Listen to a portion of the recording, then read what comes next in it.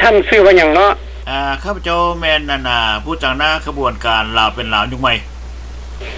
ชื่อว่าหยังล่ะชื่อว่าลาวเป็นลาวโอเค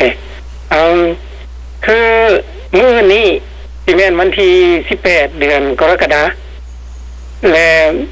คือในขบวนการของท่านนี่จะมีรายการจัดงานแนวใดบ่แม่นแล้วมื้ออื่นนี้เป็นวันครบรอบเพิ่นว่าสัญญามิตรภาพพิเศษลาวเวียดที่ได้เซ็นแล้วว่าซึ่งแม่นไก่ซ้อนภูมิหารเซ็นกับพระมดงอยู่เวียงจันทน์ในเดือนกรกฎาคมวันที่18,1977ดังนั้นพวกข้าพเจ้าคณะลาวเป็นลาวยุคใหม่จะได้ทำการประท้วงอยู่ในห้องพานท็อกว่ายุคนี้เป็นยุคไฮเทคอยู่ในห้องเรียกว่ารูมลาวเป็นลาวยุคใหม่เริ่มตั้งแต่เวลา7 โมงแรงของเซ็นทรัลไทม์เป็นต้นไปและรายการนั้นแม่นรายการแนวใดแท้เพราะว่าหลายคนก็อาจจะบ่เข้าใจหมายความว่าท่านบ่รู้ว่ามีหลายคนท่านก็ได้เชิญนักเรียนฮู้ปัญญาชนคนลาวที่อาศัยอยู่ต่างประเทศนี่หลายคนมาร่วมสนทนากันแนวนั้นบ่รู้ว่าแนวใดแม่นเพราะว่าทางอินเทอร์เน็ตมันก็ทางยุคแม่นทางอินเทอร์เน็ตเพราะว่ายุคนี้เป็นยุคไฮเทคแต่ว่าผู้ข้าพเจ้าได้ใช้ห้องพันท็อก PALTALK แล้วก็อยู่ในห้องลาวเป็นลาวยุคใหม่ข้าพเจ้าก็ได้เฮ็ดจดหมายเชิญไป5วิทยุกระจายเสียงเอเชียเสรีและก็ VOA แล้วก็ขอขอบใจวิทยุกระจายเสียงเอเชียเสรี RFA ได้ออกประกาศทั่วโลกให้แล้วว่าพวกข้าพเจ้าจะได้ทำการประชุมออนไลน์ในมื้ออื่นว่าวันที่18 กรกฎาคม 2102แล้วข้าพเจ้าก็ได้เชิญไป5องค์การจัดตั้งการเมืองต่างๆทางภายในอเมริกาแคนาดาและก็ออสเตรเลียและก็ยุโรปว่าซั่นซะเป็นต้นว่าท่านดร.บุญธรบ่แล้วก็การจัดตั้งต่างๆแล้วการจัดตั้งว่าซั่นซะอันนี้นะแม่นท่านเว้าตอนนึงว่าท่านจัดรายการนี้แม่นเพื่อประท้วงการเซ็นสัญญามิตรภาพลาวและเวียดนามแม่นแล้วหมายความว่าแต่ข้าพเจ้าอยากถามว่าเป็นหยังท่านจะประท้วงเป็นหยังท่านจึงประท้วงโอเคก็เข้าใจนะครับสัญญานั้นมันบ่ดีแนวใดก็เข้าใจนะครับทางประธานเนาะเพราะพวกข้าพเจ้าลาวเป็นลาวยุคใหม่พร้อมด้วยประชาชนลาวในทั่วโลกที่เพิ่นพร้อมในสัญญาดังกล่าวเพราะว่าสัญญาดังกล่าวนั้นมันแม่นสัญญาที่ว่ามอบดินลาวให้แก่เวียดนามและมันบ่แม่นสัญญาคันจะเว้าไปคักๆถ้าว่าพี่น้องลาวพิจารณาไปแล้วมันจังว่าทานไก่ซ้อนว่าซั่นไก่ซ้อนภูมิหารนั่นน่ะไก่ซ้อนภูมิหารนั้นแม่นคนเวียดชื่อเดิมแท้ๆนั่นแม่นเงือนไก่ซุงซึ่งเป็นลูกของทานเงือนทุยล้วนอันนี้ถ้าว่าบรรดาทานต้องการจะรู้ความจริงดังที่ข้าพเจ้าเว้านี้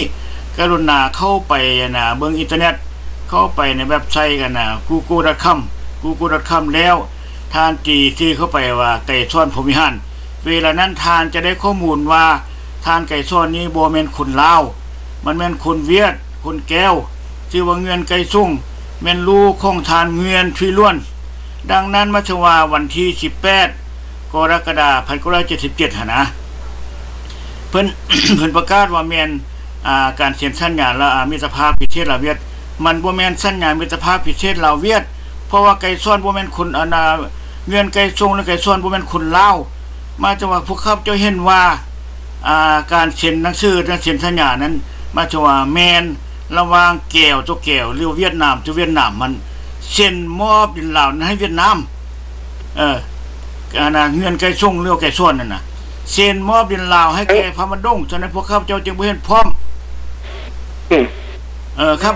ถือว่าสัญญาดังกล่าวนั้นเป็นการเหยียบดำทำลายเกียรติศักดิ์ศรีและอธิปไตยของลาวฉะนั้นพวกข้าพเจ้าจึงทำการประท้วง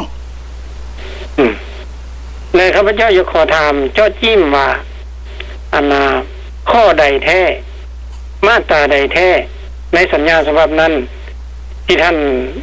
คัดค้านประท้วงอยากประท้วงแฮงกันหมู่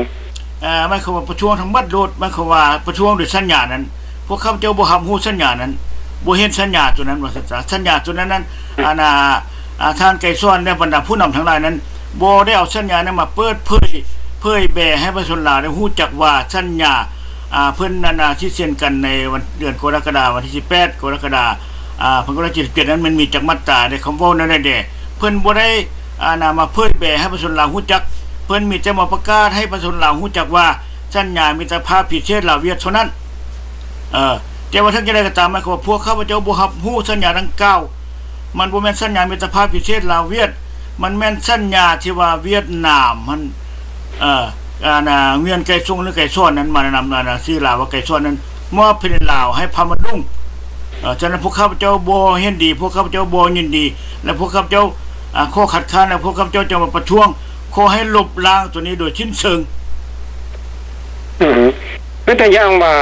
ข้อหนึ่งในสัญญาฉบับนั้นเว้าในทำนองว่าสปป.ลาวและสังคมนิยมสาธารณรัฐสังคมนิยมเวียดนามนี่มีความสัมพันธ์อันพิเศษและก็สิมีการร่วมมือกันอย่างรอบด้านรวมทั้งด้านการเมืองเศรษฐกิจสังคมเป็นอย่างต่างๆคือเว้าจังซี่นี่ก็ท่านก็คัดค้านบ่อันนี้หมายความว่าครับเจ้าคัดค้านเนื่องจากเนี่ยมาเพราะย้อนสัญญาดังกล่าวนี่แล้วยกตัวอย่างว่ามาตรา1คือท่านอ่านมานี่นะหมายถึงว่ารัฐบาลสปป.ลาวและก็บรรดาสาธารณประชาธิปไตยเวียดนามมันแม้นมีการผูกพันกันพิเศษรอบด้านทางด้านการเมืองและการทหารและการต่างประเทศอันนี้มาถึงว่าบ่แล้วมาเขาว่าอันนั้นเป็นเพียงรูปลวงตาเท่านั้นแต่ในเนื้อแท้แล้วมาถึงว่าเวียดนามมาครอบครองลาวทุกรอบด้าน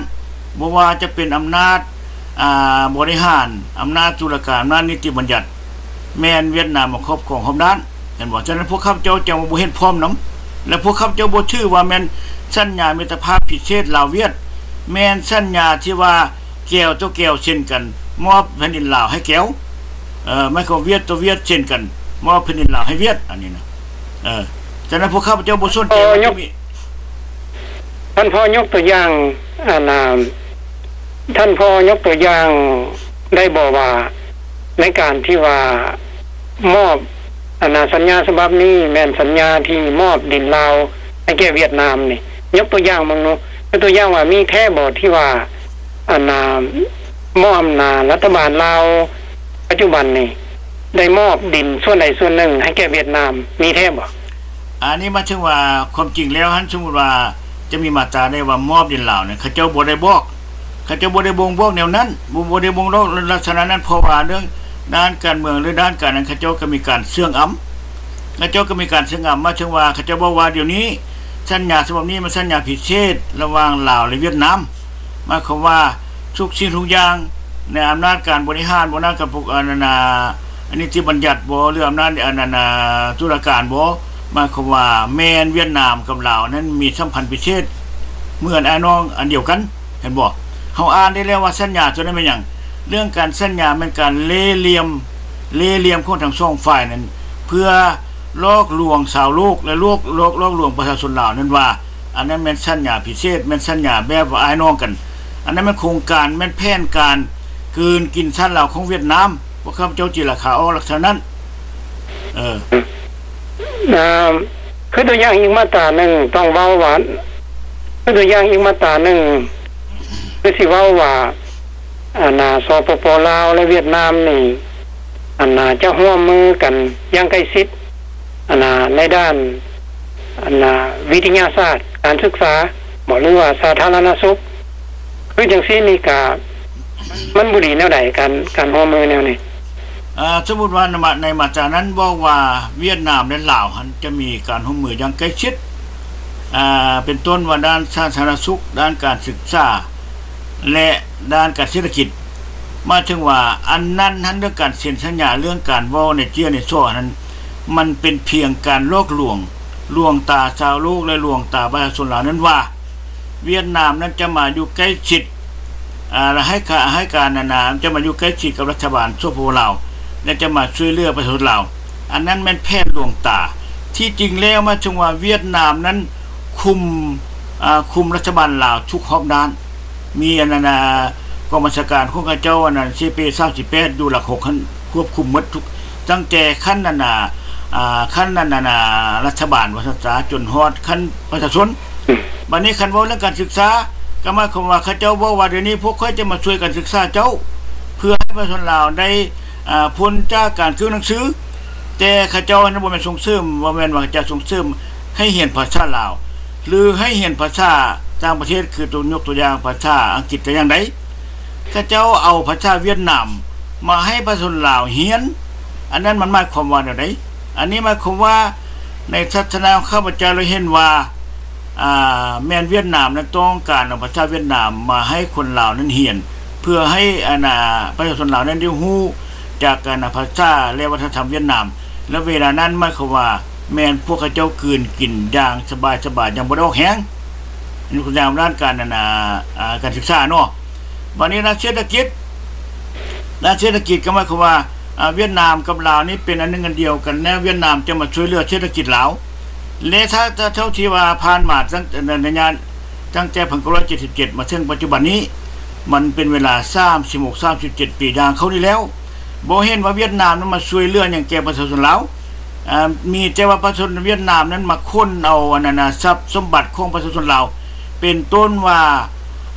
ไม้เห็นบ่ไม้ซึ่งองค์การรักษาสิ่งแวดล้อมอยู่ลอนดอนได้ออกข่าวทางวิดีโอให้พวกเขาได้รับทราบแล้วว่าเวียดนามพากันมาค้นเอาไม้จากเมืองลาวจากประเทศลาวนี้ไปทำเฟอร์นิเจอร์ส่งขายให้ประเทศยุโรปเห็นบ่อันนี้มาจากว่าทุกชิ้นอย่างแม่นแผ่นแม่นล้วนแล้วแต่แผ่นเกิดลอกลวงตาชาวโลกลอกลวงตาประชาชนทั้งหมดอันนี้นะข้าพเจ้าจะถามเจ้าที่มีเกินว่าคือยกตัวอย่างทางด้านการเมืองท่านเว้าทำนองว่าเวียดนามนี่ภายใต้สัญญาฉบับนี้เวียดนามนี่ได้เข้ามาควบคุมลาวคือทางด้านการเมืองนี่มีการควบคุมแนวใดโอเคขอขอบใจในคำถามตัวนี้เนาะทางด้านการเมืองมาถึงว่ารัฐบาลเวียดนามนะมาเป็นมาควบคุมมาควบคุมคณะรัฐบาลลาวทุกด้านว่าซะทุกด้านตั้งแต่ขั้นบานถึงขั้นประธานประเทศเห็นได้อยู่บนใดยกตัวอย่างทานกันก็ได้ยินดังพี่น้องชาวลาวทั้งหลายได้ยินข่าวอยู่แล้วว่าพิธีเปิดสภาของลาวอำนาจนิติบัญญัติของลาวสภานิติบัญญัติลาวเปิดสภาก็ยังมีก็ได้เชิญเอาท่าน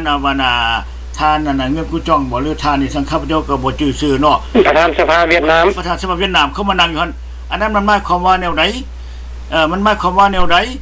ถ้าว่าประเทศเราเป็นเอกราชบ่ควรเอาประเทศอื่นเอาต่างชาตินั้นมานั่งอยู่ในสภานั้นมาบังคับ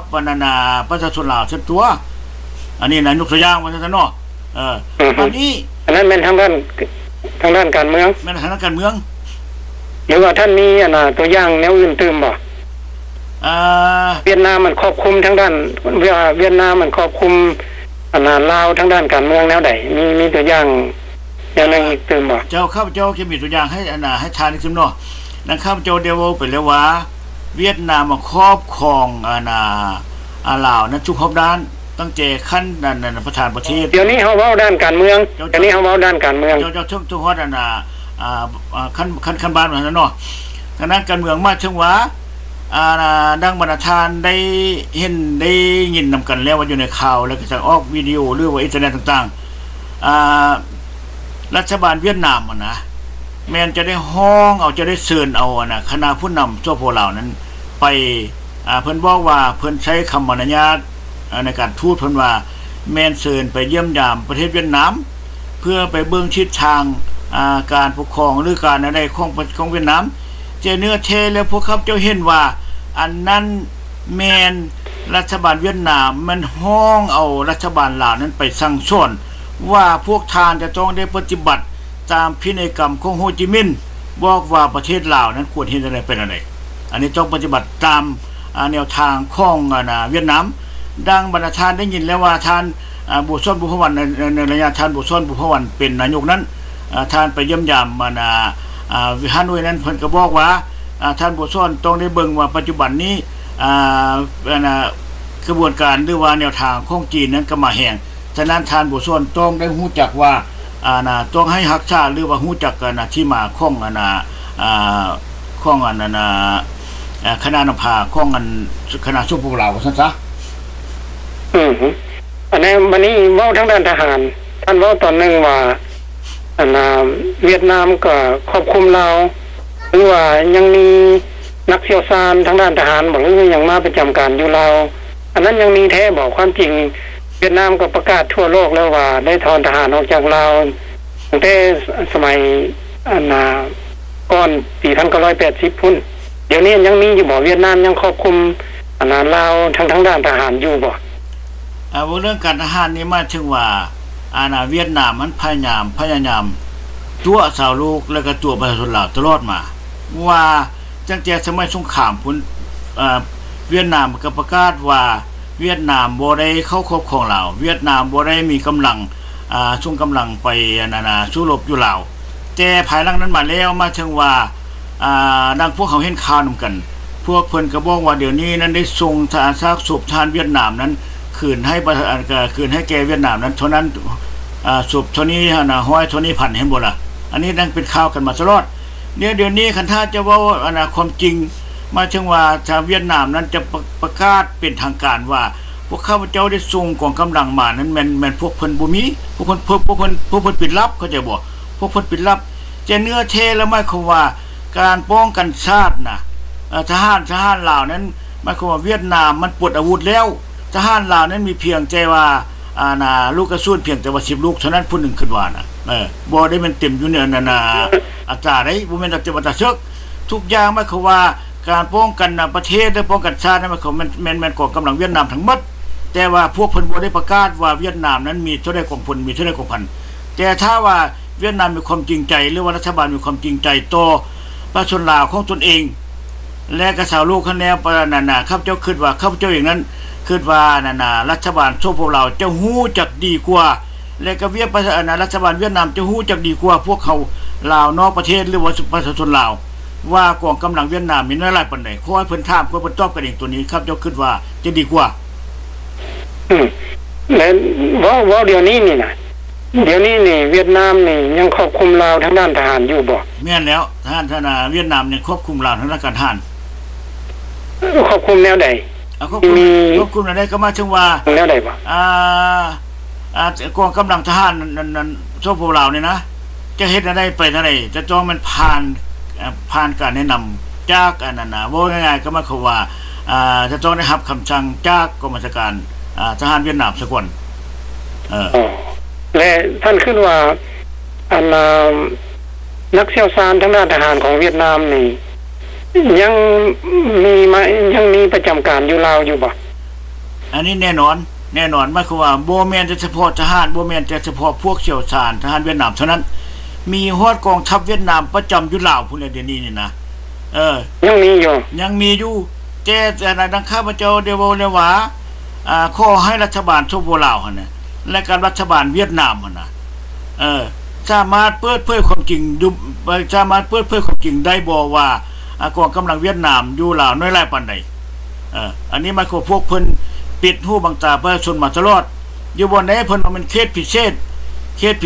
ตห่วงห้ามอันนั้นแหละแม่ที่มั่นของกองบัญชาการทหารเวียดนามเพิ่นบ่ให้ประชาชนลาวไปใกล้เลยเห็นบ่อันยกตัวอย่างว่าซั่นๆนี่นะตอนนึงว่ากองกำลังทหารเวียดนามมันประจำการอยู่ลาวอยู่ในปัจจุบันนี้ก็มี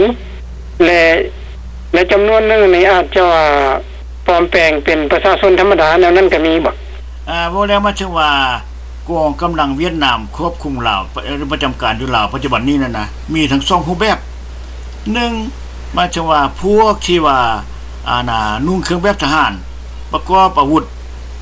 เป็นประจำอยู่พร้อมต่างๆอันนี้ประจำอยู่ที่มั่นต่างๆของเวียดนามของกองกำลังเวียดนามในอยู่ลาวนั้นมี